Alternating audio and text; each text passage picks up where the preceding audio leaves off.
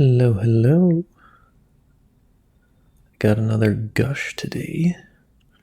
Today's gonna be a longer gush because I'm gonna go over a couple movies. Recently, I've been seeing a lot of stuff about the Disney remakes in my YouTube rabbit hole. People talking about, oh, they're not as good as this, they're not as good as that. And I realized, you know what? I don't really have a reference to either agree with or disagree with all these reviews on either side, saying they're good or bad. So I wanted to catch myself up. I wanted to go back and watch through the Disney Renaissance. I honestly don't really watch very many new movies these days. So even the Disney remakes, I really had no intention of watching them either way. But I still want to watch the classics because, I might as well. Especially since they're so beloved by so many people, I want to see why.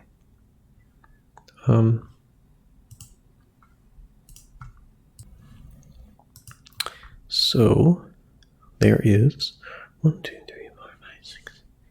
10 movies that are technically within the Disney Renaissance. There's Little Mermaid, The Rescuers, Down Under, Beauty and the Beast, Aladdin, Lion King, Pocahontas, Hunchback, Hercules, Mulan, Tarzan. I haven't seen them all yet, but eventually I will, and I will put them all in this video because editing. And there's a bunch on here or a bunch not on here that I kind of expected, like Cinderella. That was not on here. I was kind of surprised. Sleeping Beauty is not on here. Was it Maleficent? I'm not sure which was. I remember that I watched the Maleficent remake. That was fantastic.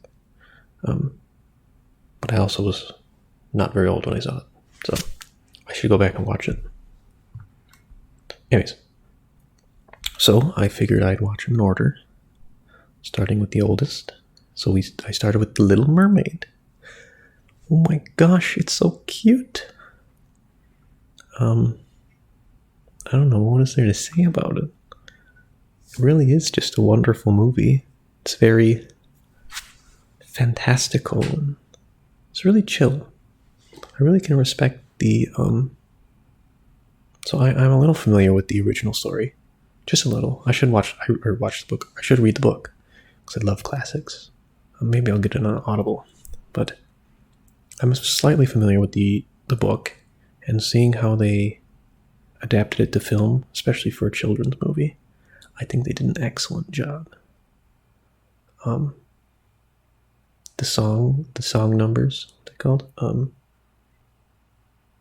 Music numbers, whatever. I think I liked most of them. I think I liked all of them. Unfortunately, they weren't really memorable enough for me to name. The only one I could name was Under the Sea, which was amazing. I love Sebastian. He's such a good character. Has a wonderful voice actor. Also Ursula. Oh my goodness, what a terrifying villain. She had just the right amount of sexy and just cruelty to her walk, to her swagger. She was a scary woman. That was impressive. Even like in a kid's movie too. She was scary. A great villain. I would love to see something like that again. In a newer film. I don't know, maybe they did in the remake. I haven't seen it. Actually, watching this one makes me want to watch the remake to see if they did as good of a job with Sebastian and Ursula, who I must say were probably my favorite two characters. Ursula's probably my favorite. What a wonderful... I've seen a little bit of her voice actress. What a wonderful woman. I can't remember her name off the top of my head here. I'll look it up for you.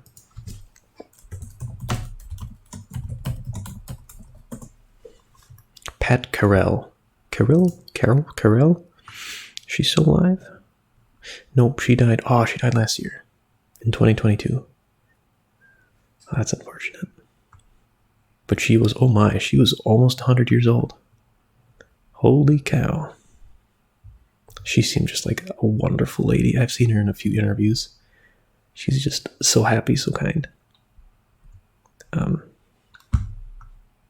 But yes, lovely movie. I love her her little eels, her moray eels. I love moray eels. They were named Flotsam and Jetsam. Oh, it's so cute.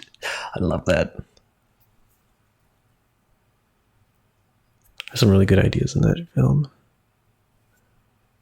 I also really liked that Ariel wasn't like Ursula didn't have any ill feelings towards Ariel. She didn't care. She was a means to an end. She's a means to get King Triton's power. That was really cool, because a lot of movies that I watch, it's all about foiling the main character. There's a direct conflict. But Ursula really didn't have that. She didn't really care. That was cool. That was really cool.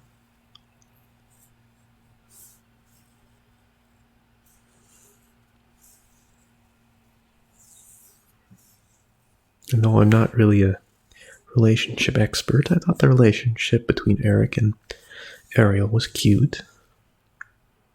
She had almost childlike innocence when she was on the land, because she didn't know what she was doing. She didn't know what anything was.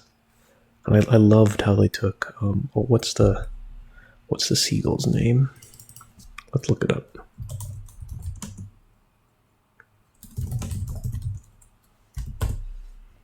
Scuttle. I loved at the beginning they brought stuff to Scuttle, and he's like, "Oh, this is what this is. This is what that is." Like he said, a fork was a comb. Of course, it's not. But it was really cute to see Ariel just trust him completely, even when she went on land.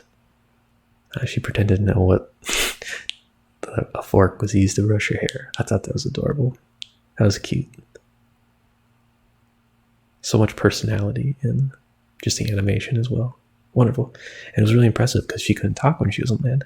So the animators really had to put in the work to convey that innocence and that passion towards learning. It was beautiful. A wonderful movie. Yeah. 10 out of 10. I would recommend it. God, now it makes me want to watch the remake because I'm curious. Curious what they did. I don't know, maybe I will. Maybe we'll, maybe we won't. I've decided. I don't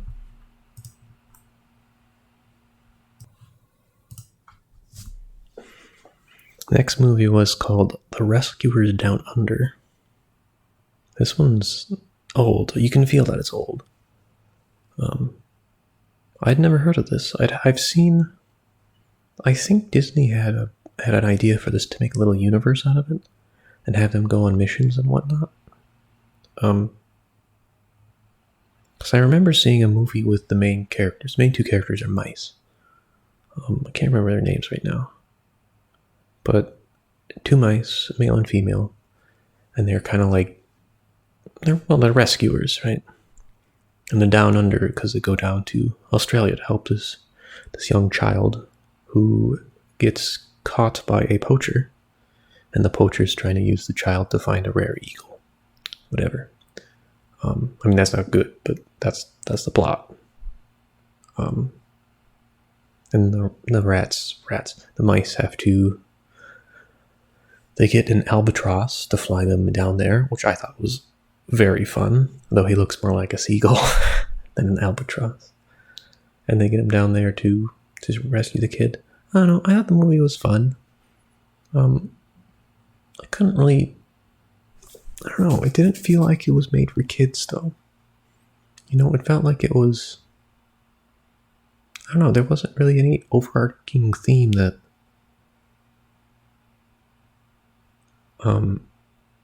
Really made me appreciate it. Like Little Mermaid, it was that connection, that true love, that the childlike innocence that really brought Eric and Ariel together. But in the Rescues Down Under, there really wasn't. I don't know. I guess it was friendship. Because the kid starts out as he would help all the animals. The animals could talk in that movie. Like two people. So the animals would be like, hey, come help us with this thing. And he'd be like, okay, I got a bird got caught, so he would free it. A mouse was in a trap, so he freed it. And then the animals would help him back. Like he fell down a pit trap, and the mouse had he freed, grabbed a vine, helped him out before the poacher caught him. I don't know. It just didn't feel as concise. It was still an alright movie. It's a good watch I would say, if the kids are restless and need something to watch, but I don't know. I've seen most of them on this list now, and I would say it's probably the weakest of their golden age. It's still alright, though. Still alright.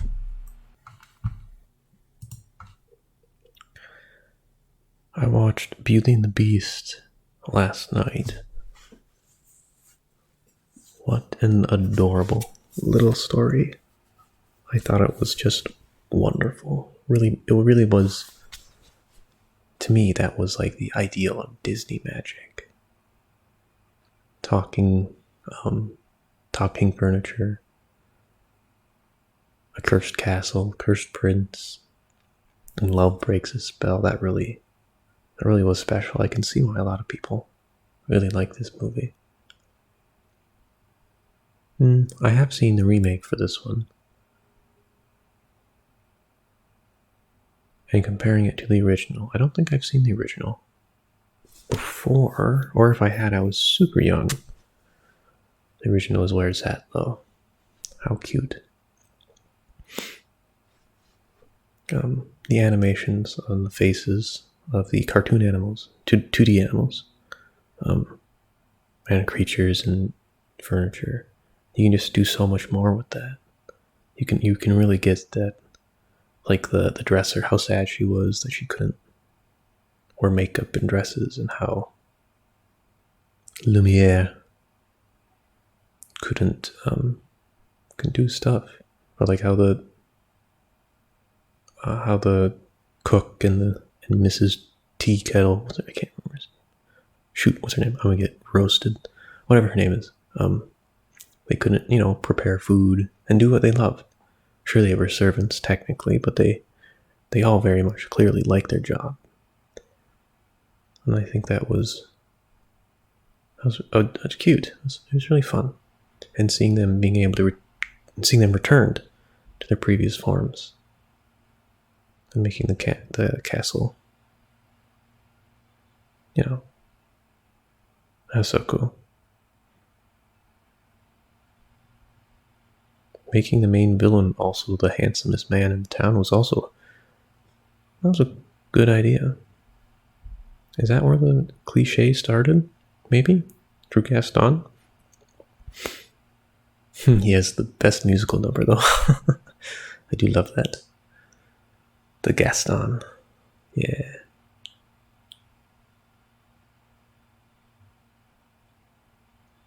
What an interesting film, though. I gotta think about it a bit. What do I want to say about it?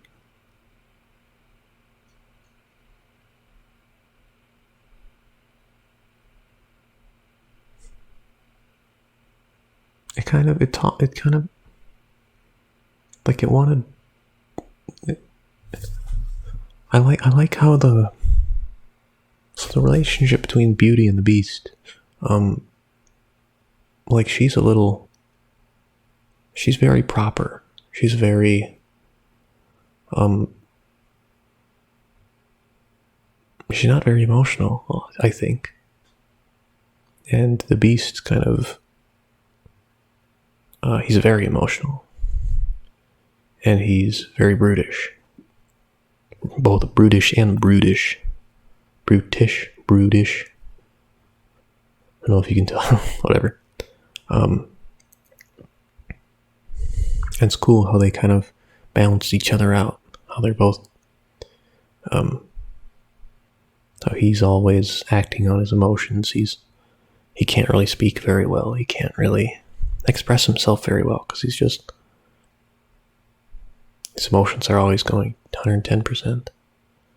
And Belle's just the opposite. She also can't express herself very well, but it's because she's almost hesitant to be emotional. when she's hounded all day by Gaston and mocked by the town for being, I guess, just built different. But you can see through both of them that it's refreshing to find somebody who's more interested in helping. And honestly, I think that's really what it comes down to in that film. Like Beauty and the Beast, they're not great people alone. Sure, they're both technically kind. The Beast, really down on his luck.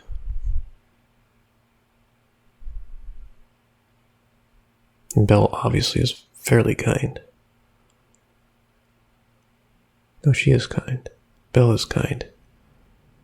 And she wants to see the best in people.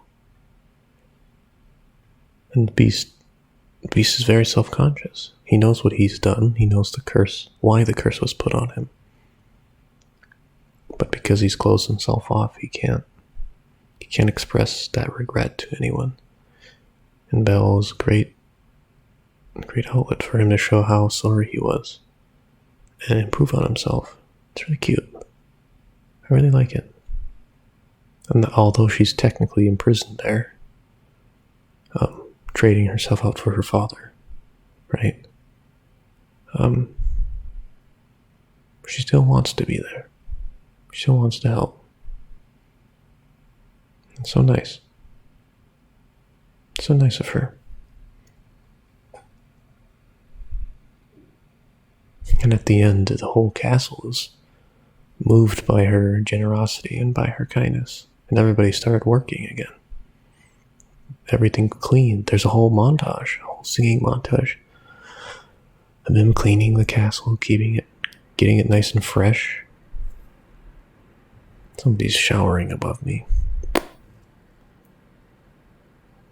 Though of course they want to break their curse. They also want to do it for someone, because it's the first person they've been able to entertain in so long. It's something I don't understand. I don't know how long they were there. Like, how long did that curse last? Long enough for people to forget about the castle? I don't know. I wonder how old he is. I don't know. It's a cute story. Very cute. At the end, of course, he turns back into a human. And they get married, I assume. Yeah. I like the movie. Definitely is my ideal of Disney magic. Looking down the rest of the films in their renaissance, I would definitely say it would be number one for Disney magic. Not my favorite, personally. My favorite is near the end of the list. But wonderful, fantastic. I loved it.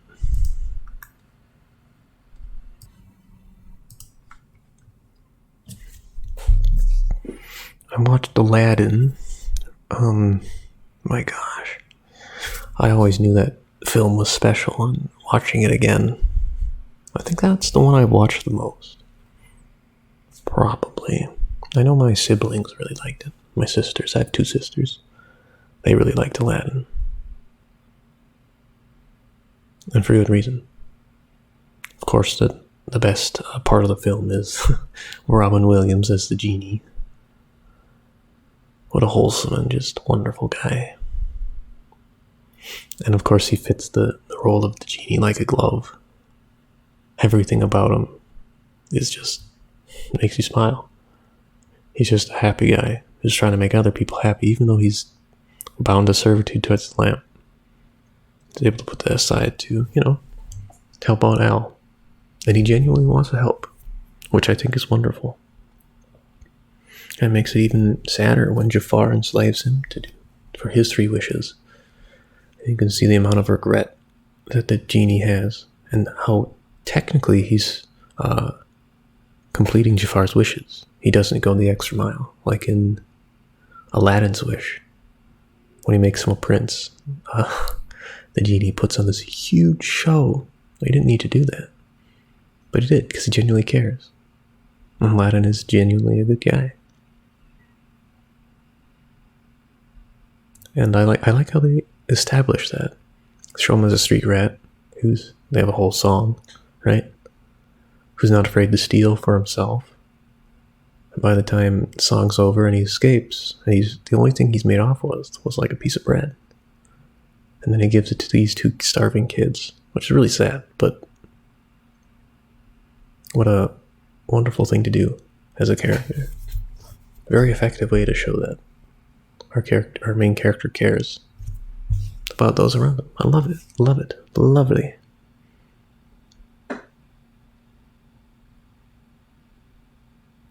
Not my favorite song, though.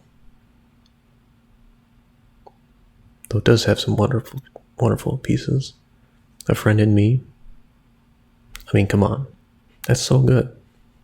Robin Williams, how can you not like that one? I'll show you the world, or something like that. Let me show you the world. Also, wonderful. 10 out of 10. What's his name? Ali? Prince Ali? Is that what it is? Again, Robin Williams is the star of the show. And he's everywhere, impersonating so many people, dressing up like the people in the market. So funny. 10 out of 10. I like this movie. So far, I think this would be my favorite movie of the Renaissance. And again, it really shows off that Disney magic. Not as much as Beauty and the Beast, I would say. But it's still wonderful.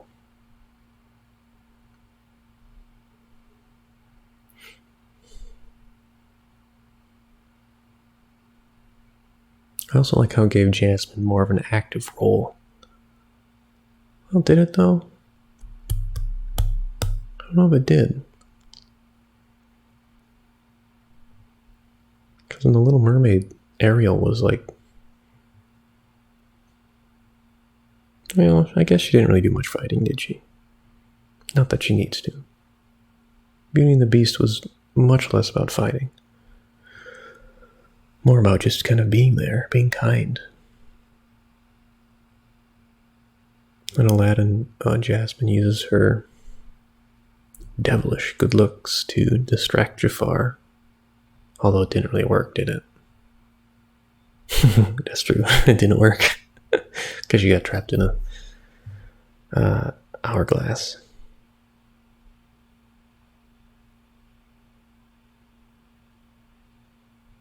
I never understood that. Like, she got trapped in the hourglass, and yet she was under the sand? I didn't get that. Like, it wasn't quicksand. Why couldn't you just crawl on top? I don't know, maybe I'm thinking about it too much. I suppose it was magical sand, though.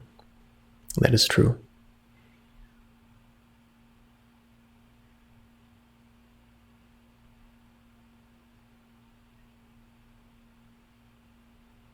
And the ending's pretty sweet, too. Having the Sultan overturn the rule. Although I would say it was a bit late on his side. He could have done it earlier, but whatever. Still cute, still wonderful. Marrying out of love rather than political advantageous decisions. You know what I mean. You know what I mean. Just a lovely movie. That one I haven't seen the remake for. They probably will not. I just think Robin Williams' shoes are just too big to fill.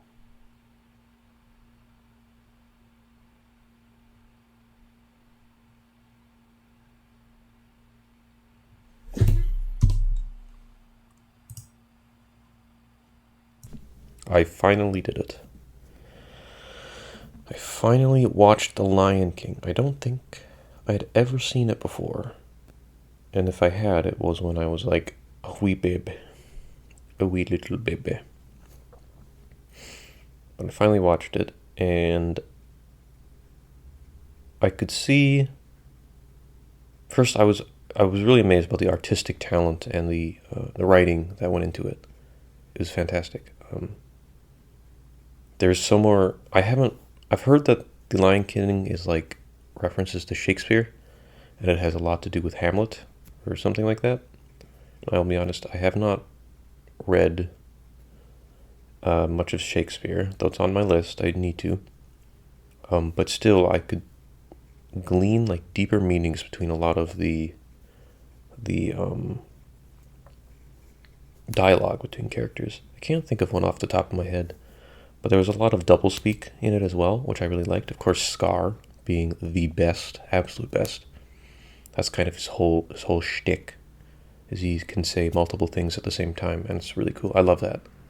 I always love that. I love that in all the movies, or in any medium, movie, book, whatever, that I can get my hands on. He's an excellent villain. He's not as scary as I thought. I know people praise him as being probably the best Disney villain. I don't know if that's true. At least not for me. He's not like, I don't know. But he did achieve his goal for a very long time. He became king, and he oppressed Pride Rock, I guess. There's a lot of symbology in, like, when he was commanding the hyenas. When was this movie come out? When was this movie come out? I'm so good at English.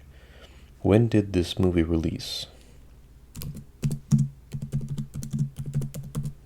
Because I noticed 1994.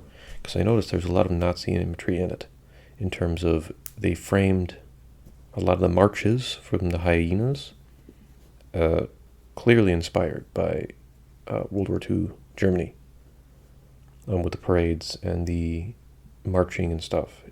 I was a little surprised when I saw that, but it really did instill fear and horror, probably because we've been drilled in, or at least I have had it drilled into me through the American education system, that was the ultimate evil, which I don't want to get into history right now, but it's pretty ironic that other things aren't drilled into us. But whatever, this is definitely evil. And I did like, it was good, especially since a lot of the 1940s, wasn't it? Maybe not.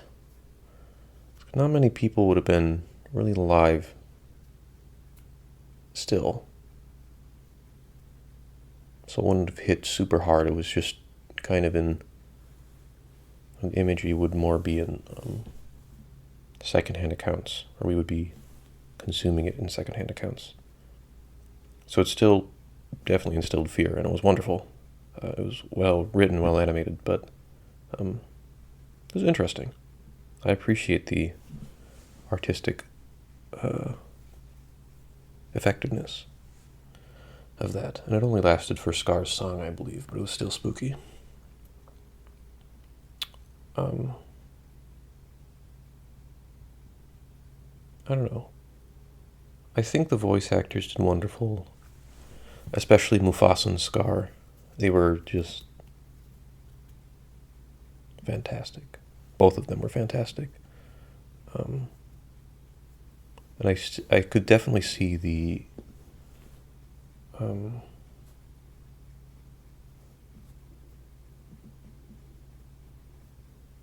don't know if I want to say that, because I want this to be a gush. I don't want this to be a critical analysis of it.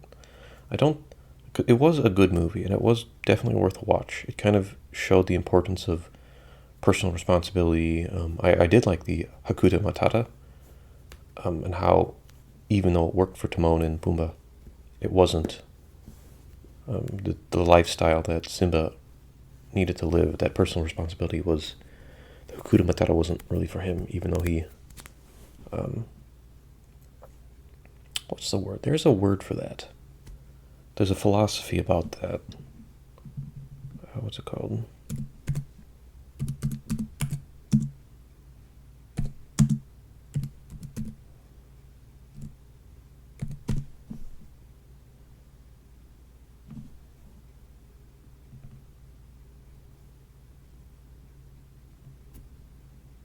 Yeah, but was... I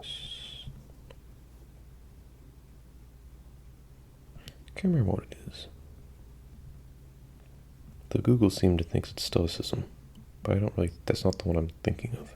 I think it starts with an E.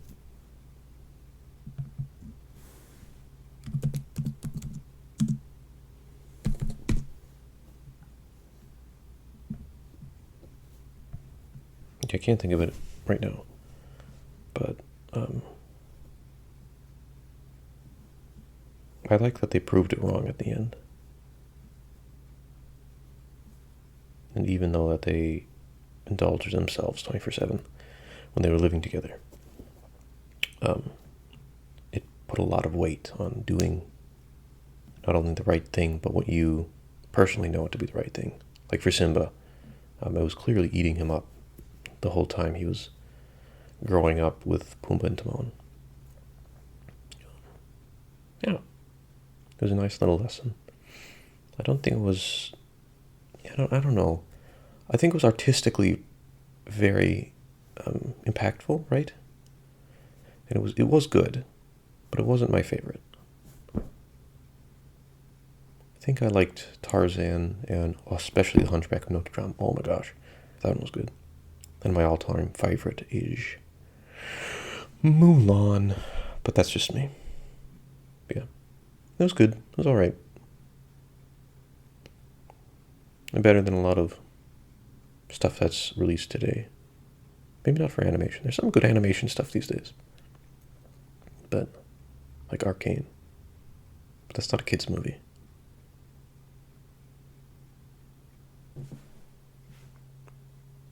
Also, one last thing that I just thought of. I really like the relationship between Simba and his father Mufasa. This video is going up around 2023, and there's a lot of talk about masculinity and debates on it. But I really liked how Simba and his father, how their relationship was very it's like ideal almost in my eyes. There was respect for both of them, but there was also very much an expectation to I don't want to say respect your elder, but maybe respect the experience that Mufasa had. And Mufasa felt the need not to dangle that above Simba, but to impart that knowledge onto him. It was very inspiring, and I personally, I stink with kids. I don't know if I would ever want kids, but I really liked it. They showed that in a movie specifically aimed at kids, who's expected, or it was almost expected to be watched with the parents. And Mufasa could be a role model, even indirectly or unconsciously to fathers who'd be watching that. That was a 10 out of 10. I like Mufasa.